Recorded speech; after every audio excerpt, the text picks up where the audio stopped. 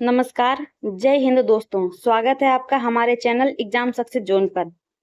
जैसा कि आपको पता है कि आपका सीटेट का एग्जाम लगा है और जो बहुत ही नजदीक आ गया है, उसी को ध्यान में रखते हुए हम हिंदी का मॉक टेस्ट लेकर आए हैं, जिसमें 100 प्रश्न होंगे।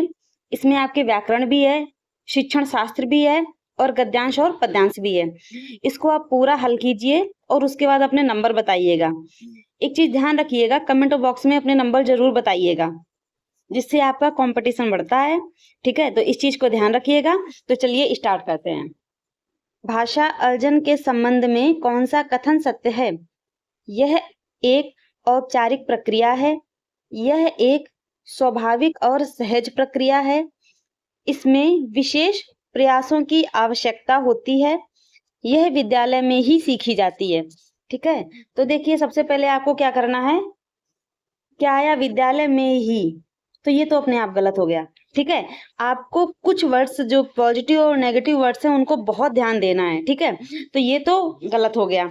अब क्या है? यह एक औपचारिक प्रक्रिया है। फिर दूसरा ऑप्शन क्या है? यह एक स्वाभाविक और सहज प्रक्रिया है, इसमें विशेष प्रयासों की आवश्यकता होती है। ये भी गलत हो गया। ठीक है, तो इसका सही आंसर क्या है? ऑप्शन बी, यह एक स्वाभाविक और सहज प्रक्रिया है। ठीक है, अगला प्रश्न। मातृभाषा से क्या तात्पर्य है?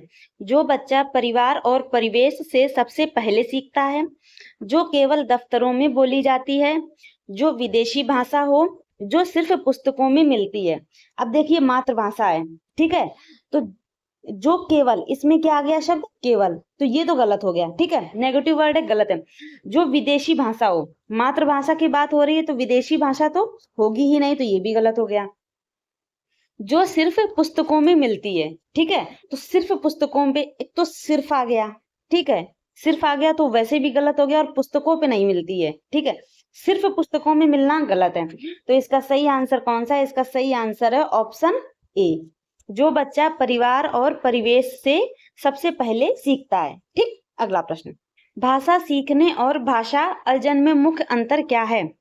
भाषा की जटिलता, परिवेश की सहजता और औपचारिकता, पाठ्य पुस्तकों की संख्या, इनमें से कोई नहीं। तो इसका सही आंसर है, ठीक है, भाषा की जटिलता। तो ये तो होगा नहीं। ठीक है, ये आप लोग को भी पता है, ये गलत हो गया। अब दोनों में क्या है? दोनों में अंतर पूछा गया है।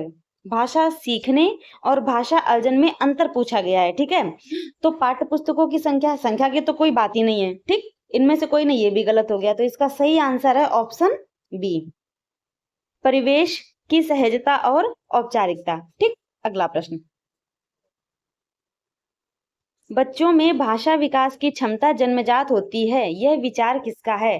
जीन पियाजे, लियो वाइगोत्स्की, नोम चोमास्की, बीएफ स्किनर। आपको ध्यान देना है कि कुछ 7, 8, 10 राइटर हैं जो आपके एग्जाम में पूछे जाएंगे। ठीक, उसमें से आपको जीन पियाजे, लेव वाइगोत्स्की, ठीक है, और कोहलवर्ग, तो ये कुछ राइटर हैं जो आपको पढ़कर जाने हैं और इनसे प्रश्न आएगा ही आएगा। ठीक है, कुछ चीजों से प्रश्न बनते ही हैं, आपको पॉजिटिव नेगेटिव वर्ड ध्यान करके ही जाना है, देख कर ही जाना है। ठीक है, तो इसमें से क्या है कि ऑप्शन जो प्रश्न नंबर 4 है, ठीक है, तो प्रश्न नंबर 4 का ऑप्शन है कि भाषा, बच्चों में भाषा विकास की जन्मजात क्षमता होती है, विचार किसका है? तो ये विचार है नोम चोमास्की का। ठीक है, किसका है? नोम चोमास्की का। अगला प्रश्न। वाइगोत्स्की के अनुसार भाषा विकास का प्रमुख आधार क्या है? सामाजिक अंतःक्रिया, जैविक परिपक्वता, जन्मजात क्षमता, पुरस्कार एवं दंड। तो इसका सही आंसर है वाइगोत्स्की के अनुसार सामाजिक अंतःक्रिया। ठीक है, कौन सा है? सामाजिक अंतःक्रिया। अगला प्रश्न। करके सीखना का सिद्धांत किस पर बल देता है? लर्निंग बाय डूइंग, ठीक है, या करके सीखना का सिद्धांत किस पर बल देता है? रटने पर, सक्रिय भागीदारी पर, केवल सुनने पर, नकल करने पर। तो ये तो आप लोग को खुद भी पता होगा कि इसमें क्या हो जाएगा, रटने पर तो जोर देना ही नहीं है, ये नेगेटिव वर्ड है। ठीक है, नकल करने पर जोर नहीं देना है, केवल सुनने पर नहीं देना है। तो इसका सही आंसर क्या होगा? सक्रिय भागीदारी पर। करके सीखना मतलब होता है जब किसी चीज को हम करते हैं, ठीक है, जैसे कि हम समूह में खेल रहे हैं या खेल खेल के माध्यम से कुछ कर रहे हैं, तो हम खुद से कोई चीज सीख रहे हैं, करके सीख रहे हैं, तो उसमें एक भागीदारी होती है, ठीक है। तो करके सीखना जो है वो भागीदारी पर बल देता है, ठीक। अगला प्रश्न, प्राथमिक स्तर पर भाषा शिक्षण का मुख्य उद्देश्य क्या होना चाहिए? व्याकरण के नियम याद करना, अपने मन की बात, विचार और अनुभव व्यक्त करना, कठिन शब्द लिखना, परीक्षा में अंक लाना। तो इसका सही आंसर है, पहले देखिए, व्याकरण के नियम याद करना, ठीक, गलत हो गया। कठिन शब्द लिखना, ठीक है, कठिन शब्द लिखना गलत हो गया। परीक्षा में अंक लाना, ठीक, ये भी गलत हो गया। तो इसका सही आंसर क्या है? ऑप्शन बी, अपने मन की बात, विचार और अनुभव व्यक्त करना। अगला प्रश्न, सुभाष चंद्र बोस एक साहसी नेता थे। इस वाक्य में विशेषण शब्द छाटिए। सुभाष, सुभाष चंद्र, साहसी, नेता, ठीक है। तो इसका सही आंसर है, देखिए विशेषण क्या होता है? विशेषण में क्या होता है कि जो विशेषता बताता है, ठीक है। अब विशेषता क्या है?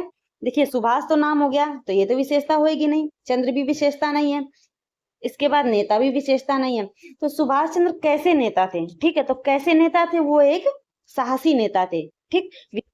कोई भी जो वाक्य होता है उसकी जो विशेषता बताता है वही हमारा विशेषण होता है। तो इसमें क्या है? सुभाष चंद्र बोस कैसे नेता थे? तो कैसे नेता थे? साहसी नेता थे, ठीक। तो विशेषण क्या हो जाएगा? साहसी। अगला प्रश्न, विद्यालय शब्द का सही संधि विच्छेद क्या है? विद्याधन आलय, विदधन आलय, विदधन लय या विदधन आलय। तो इसका सही आंसर है ऑप्शन ए। क्या है? ऑप्शन ए, विद्याधन आलय, ठीक है। विद्याधन आलय इसका सही आंसर, और इसमें संधि कौन सी है?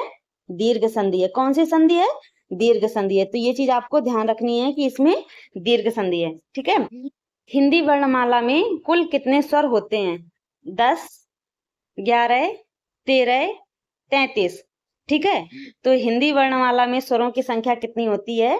हिंदी वर्णमाला में स्वर होते हैं हमारे 11। कितने स्वर होते हैं? 11। ये चीज आपको ध्यान रखनी है। अगला प्रश्न, पड़ोसी शब्द में प्रत्यय कौन सा है? ओसी, ई, सी या पड़। तो इसका सही आंसर है ऑप्शन बी। क्या है? Option B. कौन सा है? ई। पड़ोसी में कौन सा प्रत्यय है? ई, ठीक। अगला प्रश्न, अभिमान शब्द में उपसर्ग कौन सा है? मान, अभी, आ या फिर ना, ठीक है। तो उपसर्ग क्या होता है?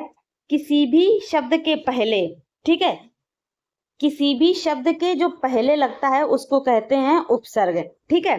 वो क्या होता है हमारा? वो होता है उपसर्ग। और किसी भी शब्द के बाद में लगता है, ये तो हो गया पहले, ठीक है। अगर यही बाद में लग जाता है तो यही हो जाता है हमारा प्रत्यय, ठीक है। ये चीज आपको ध्यान रखनी है। उपसर्ग हमेशा पहले ही लगते हैं और प्रत्यय हमेशा बाद में लगते हैं, ठीक है। तो इसमें क्या पूछा गया है? उपसर्ग कौन सा है? तो उपसर्ग है, तो उपसर्ग हमारा पहले आएगा। तो इसका सही आंसर है ऑप्शन बी, अभी। क्या है? ऑप्शन बी, अभी। अगला प्रश्न, भाषा की सबसे छोटी मौखिक इकाई क्या है? शब्द, वर्ण या ध्वनि, वाक्य और पद, ठीक। तो आपसे पूछा गया है कि भाषा की सबसे छोटी मौखिक इकाई कौन सी है, ठीक। तो भाषा की सबसे छोटी मौखिक इकाई है ऑप्शन बी, वर्ण या ध्वनि। कौन सी? वर्ण या ध्वनि, ठीक है। बहुभाषी कक्षा में शिक्षक की क्या भूमिका होनी चाहिए? बच्चों की मातृभाषा को नजरअंदाज करना, ये तो गलत हो गया, ठीक। विभिन्न भाषाओं को संसाधन के रूप में प्रयोग करना, केवल एक ही भाषा पर जोर देना। क्या है? केवल एक ही भाषा पर जोर देना। केवल आ गया तो ये भी गलत हो गया। देखिए कुछ प्रश्न तो पढ़ते पढ़ते ही समझ में आ जाते हैं कि कौन सा सही होगा, ठीक है। नजरअंदाज करना, ये भी गलत हो गया। बच्चों को दंडित करना, बिल्कुल भी नहीं करना। ये चीज आपको ध्यान रखनी है कि बच्चों को दंडित बिल्कुल भी नहीं करना है, ठीक है। तो इसमें सही आंसर कौन सा बचा? 3 तो अपने आप गलत हो गए, पढ़ते पढ़ते ही समझ में आ गया कि तीनों गलत हैं। तो इसमें सही आंसर है हमारा ऑप्शन बी। क्या है? Option B. विभिन्न भाषाओं को संसाधन के रूप में प्रयोग करना। अगला प्रश्न है, रात का पर्यायवाची शब्द निम्नलिखित में से कौन सा नहीं है? रात्रि, निशा, रजनी, पावक। तो इसका सही आंसर है ऑप्शन डी या घ नंबर। ठीक है, इसका सही आंसर है रात्र का पर्यायवाची कौन सा नहीं है। देखिए रात, सबसे पहले आप देखेंगे क्या लिखा है, रात्रि, आप सही कर देंगे, लेकिन ये आपको बिल्कुल नहीं करना है, पूरा प्रश्न पढ़ना है। प्रश्न में क्या पूछ रहा है कि कौन सा नहीं है, ठीक है, कौन सा नहीं है। तो जब आप पूरा प्रश्न पढ़ेंगे तभी आपको समझ में आएगा कि प्रश्न कह क्या रहा है। तो रात का पर्यायवाची रात्रि होता है, निशा होता है, रजनी होता है। कौन सा नहीं है? तो पावक नहीं है। ठीक है, अब पावक होता किसका है? तो पावक होता है हमारा अग्नि का। किसका होता है? अग्नि का। अग्नि के पर्यायवाची और क्या होते हैं? आग, ठीक है, अनल, ठीक, ये होते हैं हमारे अग्नि के पर्यायवाची। अगला प्रश्न, आकाश का विलोम शब्द क्या होगा? पाताल, धरा, धरती, अंतरिक्ष। तो इसका सही आंसर है ऑप्शन ए। क्या है? ऑप्शन का पाताल। ठीक है, ये सबको ही पता होगा कि आकाश का विलोम क्या होता है? पाताल। अगला प्रश्न, जो सब कुछ जानता हो उसके लिए एक शब्द क्या है? अज्ञ, सर्वज्ञ, अल्पज्ञ या विशेषज्ञ। तो इसका सही आंसर है ऑप्शन खा। क्या है? ऑप्शन खा, सर्वज्ञ, सब कुछ जानने वाला सर्वज्ञ। ठीक है, अगला प्रश्न, आंखों का तारा होना मुहावरे का सही अर्थ क्या है? आंखों में दर्द होना, बहुत प्यारा होना, दुश्मन होना, अनदेखा करना। तो इसका सही आंसर है ऑप्शन डी। ठीक है, बहुत प्यारा होना। आंखों का तारा होना, बहुत प्यारा होना। जब हम छोटे थे तो वाक्य प्रयोग में लिखते थे आंखों का तारा होना। ठीक है, उसका जब हम वाक्य प्रयोग बनाते थे तो हम लिखते थे कि हम अपनी मम्मी के आंखों के तारे हैं। ठीक है, ठीक है, या लिखते थे कि वह अपनी मम्मी की आंखों का तारा है। ठीक है, तो आंखों का तारा मतलब बहुत प्यारा होना। अगला प्रश्न, घोड़ा का बहुवचन रूप क्या होगा? घोड़ों, घोड़े, घोड़ियां या घोड़ाएं। तो इसका सही आंसर है ऑप्शन बी, खा नंबर, घोड़ा का बहुवचन घोड़े। अगला प्रश्न, मोहन पुस्तक पढ़ रहा है, वाक्य में कौन सा काल है? भूतकाल, वर्तमान काल, भविष्य काल या इनमें से कोई नहीं। ठीक है, अब इसमें क्या आया है? मोहन पुस्तक पढ़ रहा है, तो जहां है होता है यह हमारा होता है वर्तमान काल। क्या होता है? वर्तमान काल। ठीक, अगला प्रश्न, दशानन में कौन सा समास है? द्वंद्व समास, कर्मधारय समास, बहुसंज्ञा या बहुब्री समास, तत्पुरुष समास। ठीक है, तो दशानन में आपका कौन सा समास है? दशानन में है बहुब्री समास। कौन सा समास है? बहुब्री समास। अब देखिए बहुब्री समास कैसे होगा। बहुब्री समास क्या होता है कि जिसका कुछ तीसरा अर्थ निकले। ठीक है, दशानन, 10 हैं आनंद जिसके, अर्थात 10 हैं मुख जिसके। 10 मुख किसके हैं? रावण के। ठीक है, द्वंद्व में क्या होता है कि दोनों पद प्रधान होते हैं। द्वंद्व में क्या होता है? दोनों पद प्रधान होते हैं। ठीक है, कर्म धाराएं में क्या होता है कि इसमें अगर हम कोई शब्द दिया है और उसमें है जो के समान, ठीक है, ये अर्थ निकले है जो के समान, तो वहां पर हमारा कर्मधारय समास होता है। अगर विग्रह करने पर है जो के समान आए तो वहां पर हमारा कर्मधारय हो जाएगा। ठीक है, ये चीज आपको याद रखनी है। अगला प्रश्न, शुद्ध वर्तनी वाले शब्द का चयन कीजिए। ठीक है, शुद्ध वर्तनी वाला शब्द कौन सा है? बहुत से लोग क्या करते हैं कि इसको शुद्ध वर्तनी मान लेते हैं, जो कि गलत है। ठीक है, बिल्कुल नहीं करना है। शुद्ध वर्तनी, इसकी उज्जवल की जो शुद्ध वर्तनी होगी उसमें दोनों ही जा हमारी आधी बनती हैं। आपको विशेष ध्यान देना है कि उज्जवल में दोनों ही जा हमारी आधी बनती हैं। ठीक है, तो उज्जवल कैसे लिखेंगे? ये ऐसे लिखते हैं उज्जवल, दोनों ही जा हमारी कैसी बनती हैं? आधी बनती हैं। अब देखिए यहाँ पर आधी जा कहां पर है? Option C. ठीक है, ये लिखा है उज्जवल। अगला प्रश्न, भाषा शिक्षण में निदानात्मक परीक्षण का क्या उद्देश्य है? बच्चों की कमियों और कठिनाइयों का पता लगाना, बच्चों को फेल करना, फेल बिल्कुल भी नहीं करना है। क्या है? बच्चों को फेल तो बिल्कुल भी नहीं करना है, याद रखना है कि फेल नहीं करना है। ठीक है, रैंक निर्धारित करना, ये बिल्कुल भी नहीं करना है। ठीक है, पाठ्यक्रम पूरा कराना, इस पर जोर नहीं देना है। ठीक, तो आपका बचता कौन सा है? बच्चों की कमियों और कठिनाइयों का पता लगाना। ठीक, जब भी आप पेपर करने बैठेंगे तो आपका पेपर 150 क्वेश्चन होते हैं आपके पेपर में, पेपर बड़ा होता है, क्वेश्चन बड़े आते हैं। ठीक है, तो आप जैसे कुछ नेगेटिव वर्ड होते हैं, अगर आप उनको ध्यान रख करके जाएंगे तो आपके कुछ जैसे 4 ऑप्शन है, 2 तो आपके वहीं कट जाएंगे। ठीक है, अब बचते हैं 2, तो 2 में आप देख लेना कौन सा सही है। कहीं कहीं आपके तीनों ही नेगेटिव वर्ड से कट रहे होंगे तो और ज्यादा इजी हो जाएगा आपके लिए क्वेश्चन। ठीक है, तो ये चीज आपको ध्यान रखनी है। अगला प्रश्न, उपचारात्मक शिक्षण किसके बाद किया जाता है? निदानात्मक परीक्षण के बाद, प्रवेश परीक्षा के बाद, खेलकूद के बाद, सत्र के अंत में बिना जांच के। तो इसका सही आंसर है ऑप्शन ए। क्या है इसका सही आंसर? है ऑप्शन ए। ठीक है, निदानात्मक परीक्षण के बाद। उपचारात्मक शिक्षण जो होता है वह निदानात्मक परीक्षण के बाद किया जाता है। अगला प्रश्न, पढ़ने की कुशलता का विकास करने के लिए सबसे महत्वपूर्ण क्या है? द्रुत गति से पढ़ना, अर्थ समझकर पढ़ना, कठिन शब्दों के अर्थ रटना। क्या आ गया? रटना। तो ये गलत हो गया। ठीक है, क्या आ गया? रटना आ गया हमारा। तो रटना हमारा क्या हो गया? रटना हमारा अपने आप गलत हो गया। ठीक है, फिर बिना रुके पढ़ना, तो ये भी गलत हो गया। अब देखिए, द्रुत गति से पढ़ना, अर्थ समझकर पढ़ना, इन दोनों में सबसे सटीक कौन सा है? अर्थ समझकर पढ़ना। किसी भी चीज को जब हम पढ़ते हैं तो एक क्या होता है? धारा प्रवाह में पढ़ना। हमको अर्थ नहीं समझ में आ रहा है, बस हम पढ़ते जा रहे हैं। ठीक है, वैसे हमको नहीं पढ़ना है। पढ़ने का मतलब है कि जो भी शब्द हैं उनके मीनिंग पता होने चाहिए, उनका अर्थ पता होना चाहिए। जब हमें उनका अर्थ पता होगा तो हम समझ कर पढ़ पाएंगे, तो वो चीजें हमको एक लंबे टाइम तक अच्छे से पता होती हैं और पढ़ने की कुशलता का इससे विकास होता है। अगला प्रश्न, अब देखिए ये है हमारा गद्यांश। हमने आपको शुरुआत में ही बताया था कि शिक्षण शास्त्र है, गद्यांश और पद्यांश है। ठीक है, व्याकरण भी है। हम मिक्स प्रश्नों की प्रैक्टिस लेकर आए हैं। तो आप सबसे पहले पढ़ते हैं हमारा गद्यांश, फिर उससे संबंधित प्रश्नों के उत्तर देंगे। ठीक, अब देखिए गद्यांश में क्या है? परिश्रम ही सफलता की कुंजी है। जो व्यक्ति अपने जीवन में मेहनत से नहीं डरता वह एक दिन ऊंचाइयों को जरूर छूता है। आलस्य मनुष्य का सबसे बड़ा शत्रु है जो व्यक्ति को आगे बढ़ने से रोकता है।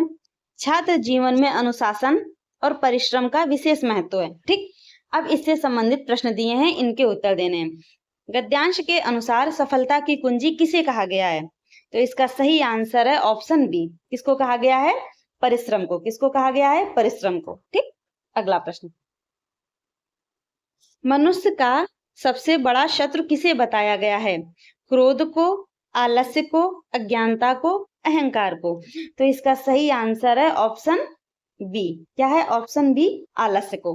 ठीक है, अगला प्रश्न, ये जो प्रश्न है ये सारे प्रश्नों के उत्तर हमें को सिर्फ और सिर्फ गद्यांश से पढ़कर ही देने हैं। ठीक, छात्र जीवन में किसका विशेष महत्व है? धन और वैभव का, अनुशासन और परिश्रम का, खेल कूद का, मनोरंजन का। तो इसका सही आंसर है ऑप्शन बी। क्या है इसका सही आंसर? है ऑप्शन बी, अनुशासन और परिश्रम का। ठीक, अगला प्रश्न, परिश्रम शब्द का पर्यायवाची शब्द क्या होगा? आराम, मेहनत, सुस्ती, नींद। परिश्रम का पर्यायवाची पूछा है, तो परिश्रम का पर्यायवाची क्या होगा? मेहनत। ठीक है, परिश्रम का पर्यायवाची क्या होगा? मेहनत। परिश्रम करना या मेहनत करना एक ही चीज है, दोनों एक दूसरे के समानार्थी हैं। ठीक, अगला प्रश्न, शत्रु का विलोम शब्द क्या है? मित्र, दुश्मन, विपक्षी, अनजान। तो इसका सही आंसर है, शत्रु का विलोम पूछा गया है तो शत्रु का विलोम क्या हो जाएगा? मित्र। ठीक, अगला प्रश्न, गद्यांश में किस जीवन काल का विशेष जिक्र है? वृद्ध जीवन, छात्र जीवन, बाल्यावस्था, संन्यास जीवन। तो इसका सही आंसर है ऑप्शन बी, छात्र जीवन। किसका है? ऑप्शन बी, छात्र जीवन। अगला प्रश्न, सफलता शब्द में कौन सा प्रत्यय है? हमने आपको पहले ही बताया है कि प्रत्यय कहाँ लगता है? प्रत्यय शब्द के पीछे लगता है। कहाँ लगता है? पीछे लगता है। ठीक है, और उपसर्ग कहाँ लगता है? शब्द के आगे लगता है। ठीक, ये चीज आपको ध्यान रखनी है। तो इसमें क्या पूछा गया है? सफलता में प्रत्यय पूछा गया है। ठीक है, ऑप्शन है ता, फल, सफ या लता। तो इसका सही आंसर है ऑप्शन ए, ता। ठीक है, अगला प्रश्न, जो व्यक्ति मेहनत से नहीं डरता वह क्या करता है? असफल हो जाता है, ऊंचाइयों को छूता है, पीछे रह जाता है, थक जाता है। तो इसका सही आंसर है ऑप्शन बी। क्या है इसका सही आंसर? है ऑप्शन बी, ऊंचाइयों को छूता है। अगला प्रश्न, जीवन शब्द का लिंग निर्णय कीजिए। पुल्लिंग, स्त्रीलिंग, उभयलिंग या इनमें से कोई नहीं। तो इसका सही आंसर है ऑप्शन ए। क्या है? Option A. जीवन कैसा है? पुल्लिंग शब्द है। अब देखिए, पुल्लिंग स्त्रीलिंग की सबसे सही पहचान क्या होती है कि कोई भी शब्द आता है तो उससे हम वाक्य बनाकर देखते हैं। जैसे जीवन क्या है? तो जीवन जिया जाता है। ठीक है, जीवन जिया जाता है, जाता है आया है तो क्या हो जाएगा? पुल्लिंग हो जाएगा। ठीक है, हम ये नहीं कह सकते हैं कि जीवन जी जाती है। ठीक है, जीवन जी जाती है ये वाक्य गलत है। जीवन जिया जाता है, तो जहाँ जिया जाता है शब्द आ गया तो क्या हो गया? पुल्लिंग हो गया। ठीक, अगला प्रश्न, उपर्युक्त गद्यांश का उचित शीर्षक क्या हो सकता है? आलस्य के नुकसान, परिश्रम और सफलता, छात्र जीवन, शत्रु और मित्र। तो इसका सही आंसर है ऑप्शन बी। क्या है? ऑप्शन बी, परिश्रम और सफलता। ठीक, अगला प्रश्न,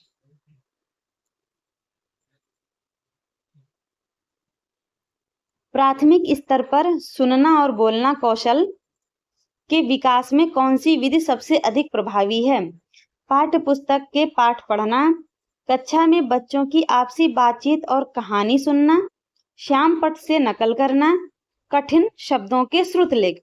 तो इसका सही आंसर है ऑप्शन बी। क्या है? ऑप्शन बी, कक्षा में बच्चों की आपसी बातचीत और कहानी सुनना। ठीक है, अगला प्रश्न, भाषा अर्जन और अधिगम के संदर्भ में कौन सा कथन सही नहीं है? अर्जन सहज होता है जबकि अधिगम प्रयासपूर्ण। अधिगम के लिए औपचारिक माहौल चाहिए। अर्जन और अधिगम दोनों के लिए व्याकरण के नियमों की आवश्यकता होती है। मातृभाषा का अर्जन होता है। तो इसका सही आंसर है ऑप्शन बी। ठीक है, इसका सही आंसर है ऑप्शन सी, भाषा अर्जन और अधिगम दोनों के लिए व्याकरण के नियमों की आवश्यकता होती है। ये चीज हमको ध्यान रखनी है। क्या है? व्याकरण के नियमों की आवश्यकता होती है। ठीक है, और इसमें क्या पूछा गया है कि कौन सा नहीं है? सबसे जरूरी चीज है प्रश्न पढ़ना। जब आप प्रश्न सही से पढ़ेंगे तब आपको समझ में आएगा। ठीक है, अर्जन सहज होता है जबकि अधिगम प्रयासपूर्ण, एकदम सही है। ठीक है, अधिगम के लिए औपचारिक माहौल चाहिए, ये भी सही है। मातृभाषा का अर्जन होता है, ये भी सही है। अब पूछा क्या गया है कौन सा सही नहीं है? तो अर्जन और अधिगम दोनों के लिए व्याकरण के नियमों की आवश्यकता होती है। व्याकरण के नियमों की आवश्यकता होती, ये है हमारा गलत। ठीक है, तो इसमें कौन सा पूछा गया है? नहीं पूछा गया है। तो हमारा कौन सा हो जाएगा? ऑप्शन बी हमारा, ऑप्शन सी हमारा हो जाएगा राइट आंसर। ठीक, अगला प्रश्न, बच्चों की पठन क्षमता का आकलन करने के लिए किस प्रकार का प्रश्न सबसे बेहतर है? हाँ ना वाले प्रश्न, गद्यांश के अर्थ ग्रहण करते हुए अपने शब्दों में उत्तर देना, केवल वर्तनी शुद्ध लिखना, बहुविकल्पी प्रश्न। ठीक है, तो आपको क्या बताना है कि कौन सा प्रश्न इनमें से सबसे बेहतर है, कौन सा आंसर सबसे बेहतर है। तो बच्चों से हम सिर्फ हाँ ना वाले प्रश्न पूछेंगे, ठीक है, तो उनके पठन क्षमता का आकलन बिल्कुल भी नहीं कर सकते हैं, हम लगा ही नहीं सकते हैं, तो ये गलत हो गया। केवल आ गया तो हमारा ये भी गलत हो गया। ठीक है, बहुविकल्पी प्रश्न आ गया तो ये भी गलत हो गया। कौन सा बचा? ऑप्शन बी, गद्यांश के अर्थ ग्रहण करते हुए अपने शब्दों में उत्तर देना। देखिए, बच्चों को कोई कहानी पढ़ाते हैं हम, उसके बाद बच्चों से जब हम ये कहते हैं कि बेटा इसको आपने जो भी समझा इस कहानी के बारे में उसको अपने शब्दों में बताओ, तो जब बच्चा किसी कहानी को पढ़ता है, सुनता है ध्यान से और फिर उसको अपने शब्दों में कहता है, तो इससे उसकी पठन क्षमता का आकलन भी कर पाते हैं और बच्चा बेहतर सीख भी पाता है। बच्चे की बोलने की प्रवृत्ति का विकास होता है, बच्चा अपनी चीजें कह पाता है। ठीक है, तो ये चीज हमको विशेष तौर पर ध्यान रखनी है। अगला प्रश्न, वाइगोत्स्की के सिद्धांत में मचान का क्या अर्थ है? ठीक है, बच्चों को सजा देना। क्या है? बच्चों को सजा देना। तो सजा देना तो वैसे भी गलत हो गया, आप लोग को भी पता है कि ये ऑप्शन तो गलत हो जाएगा। सीखने में वयस्कों या शिक्षकों द्वारा अस्थायी सहयोग देना, पाठ्य पुस्तक बदलना, नकल करना, ये भी गलत, ये भी गलत। बचता कौन सा है? ऑप्शन बी, सीखने में वयस्कों या शिक्षकों द्वारा अस्थायी सहयोग देना। ठीक है, अगला प्रश्न, भाषा की कक्षा में मुद्रित समृद्ध वातावरण देने का क्या उद्देश्य है? दीवारों को सुंदर बनाना, बच्चों को भाषा सीखने के लिए सहज और प्रेरक परिवेश देना, बच्चों को गृह कार्य देना, स्कूल की सजावट करना। तो इसका सही आंसर है ऑप्शन बी। कौन सा है? Option B. बच्चों को भाषा सीखने के लिए सहज और प्रेरक परिवेश देना। अगला प्रश्न, बहुसांस्कृतिक पृष्ठभूमि वाली कक्षा में भाषा शिक्षक को क्या करना चाहिए? सभी बच्चों की भाषाओं का सम्मान करना चाहिए। केवल, देखिए क्या आ गया? केवल। ठीक है, यही गलत कर दो, पढ़ने की आवश्यकता ही नहीं है। क्षेत्रीय भाषाओं पर प्रतिबंध, प्रतिबंध आ गया, यही गलत कर दो, आगे पढ़ने की कोई आवश्यकता नहीं है। अंग्रेजी पर जोर देना, ठीक है, यही गलत हो गया, जोर देना। तो सीधे से आपका आंसर कौन सा राइट हो जाएगा? Option A. सभी बच्चों की भाषाओं का सम्मान करना चाहिए।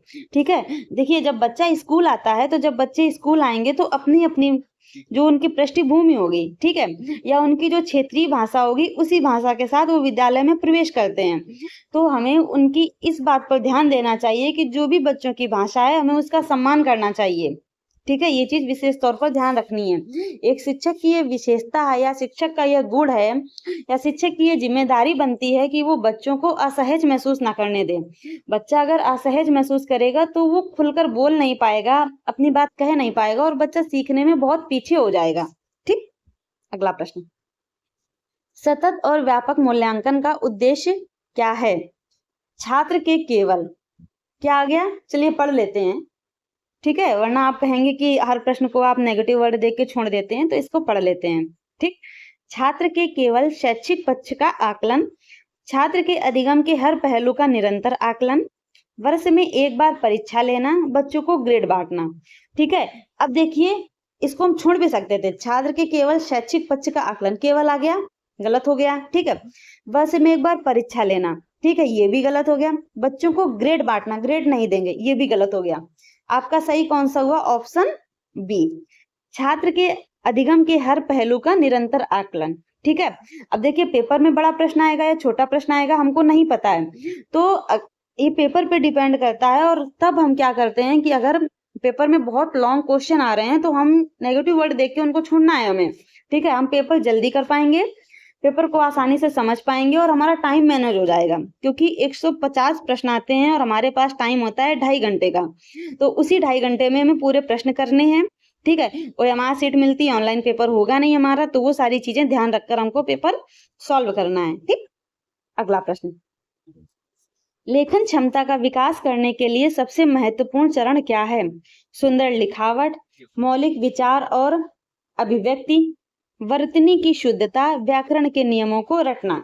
ठीक है, तो रटना आ गया, गलत हो गया। क्या है? रटना आ गया तो गलत हो गया, सबको पता है। सुंदर लिखावट, लेखन क्षमता का विकास, विकास करना है हमको। ठीक है, लेखन क्षमता का विकास करना है। सुंदर लिखावट, हाँ लिखावट सुंदर होनी चाहिए, लेकिन सिर्फ सुंदर लिखावट होनी चाहिए, सबसे महत्वपूर्ण पूछा गया। तो सबसे पहले प्रश्न देखना है, सुंदर लिखावट लेखन क्षमता के लिए ठीक है, लेकिन सबसे महत्वपूर्ण पूछा गया है। वर्तनी की शुद्धता, ये भी ठीक है, वर्तनी भी शुद्ध होनी चाहिए, लेकिन सबसे सही प्रश्न इसका जो आंसर बनेगा जाके, मौलिक विचार और अभिव्यक्ति। ठीक है, क्या हो जाएगा? मौलिक विचार और अभिव्यक्ति। अगला प्रश्न, भाषा शिक्षण में पोर्टफोलियो का क्या उपयोग है? बच्चों की क्रमिक प्रगति का दस्तावेजी रिकॉर्ड रखना, फीस जमा करना, किताबें रखना, उपस्थिति दर्ज करना। तो इसका सही आंसर है ऑप्शन ए। ठीक है, बच्चों की क्रमिक प्रगति का दस्तावेजी रिकॉर्ड रखना। पोर्टफोलियो का उपयोग है बच्चों की जो प्रगति होती है उसका रिकॉर्ड रखना। ठीक है, वही हमारा कहलाता है पोर्टफोलियो। अगला प्रश्न, बच्चे विद्यालय आने से पहले ही किसमें दक्ष होते हैं? व्याकरण के कठिन नियमों में, अपनी मातृभाषा में, अपनी बात कहने और समझने में, लिखित परीक्षा में, लिपि की बनावट में। ठीक है, तो बच्चे जब विद्यालय आते हैं तो बच्चे अपनी मातृभाषा को ही समझते हैं, उसी में ही अपनी बात कहते हैं। तो बच्चे मातृभाषा में ही सबसे ज्यादा दक्ष होते हैं, या कह सकते हैं कि सबसे जो ज्यादा उनको चीजें समझ में आती हैं वो अपनी मातृभाषा में ही समझ में आती हैं। तो इस चीज का हमको विशेष ध्यान रखना है। ठीक है, तो इसका सही आंसर हो जाएगा ऑप्शन बी, अपनी मातृभाषा में अपनी बात कहने और समझने में। अगला प्रश्न, डिस्कैलकुलिया मुख्य रूप से किससे संबंधित विकार है? पठन संबंधी, लेखन संबंधी, गणितीय गणना संबंधी या सुनने संबंधी? तो इसका सही आंसर है ऑप्शन बी। क्या है इसका सही आंसर? है ऑप्शन सी। क्या है? ऑप्शन सी, गणितीय गणना संबंधी विकार। ठीक है, डिस्कैलकुलिया क्या हो गया? गणितीय गणना संबंधी विकार। ठीक, आप ऐसे भी समझ सकते हैं कैलकुलिया, कैलकुलिया मतलब, ठीक है। अगला प्रश्न, डिसलेक्सिया का मुख्य रूप से किस प्रकार की समस्या है? पढ़ने या वाचन संबंधी अक्षमता, बोलने संबंधी, देखने संबंधी या फिर चलने संबंधी? तो इसका सही आंसर है ऑप्शन ए, पढ़ने या वाचन संबंधी अक्षमता। डिसलेक्सिया की जो समस्या होती है वह किस प्रकार की है? पढ़ने या वाचन संबंधी जो समस्या होती है, उससे जो ग्रसित बच्चे होते हैं या कोई भी होता है, तो उसको हम कहेंगे कि इसमें डिसलेक्सिया की बीमारी है। ठीक है, अगला प्रश्न, प्राथमिक स्तर पर कविता शिक्षण की उपर्युक्त विधि कौन सी है? व्याख्या विधि, गीत और अभिनय विधि, व्याकरण विश्लेषण विधि, केवल मौन पठन? ठीक, तो इसका सही आंसर है ऑप्शन बी, गीत और अभिनय विधि। कौन सी है? प्राथमिक स्तर पर गीत और अभिनय विधि। भाषा शिक्षण में दृश्य श्रव्य सामग्री का मुख्य लाभ क्या है? बच्चों का मनोरंजन करना, सीखने की प्रक्रिया को प्रभावी और रुचिकर बनाना, समय का सदुपयोग करना, शिक्षक का काम कम करना? तो इसका सही आंसर है ऑप्शन बी। क्या है? ऑप्शन बी, सीखने की प्रक्रिया को प्रभावी और रुचिकर बनाना। ठीक है, अगला प्रश्न, उपचारात्मक शिक्षण का मुख्य उद्देश्य क्या है? छात्रों की अधिगम संबंधी त्रुटियों और कमजोरियों को दूर करना, छात्रों को दंड देना, नया पाठ्यक्रम शुरू करना या परीक्षा लेना? तो इसका सही आंसर है ऑप्शन ए। क्या है? ऑप्शन ए, छात्रों की अधिगम संबंधी त्रुटियों और कमजोरियों को दूर करना। ठीक,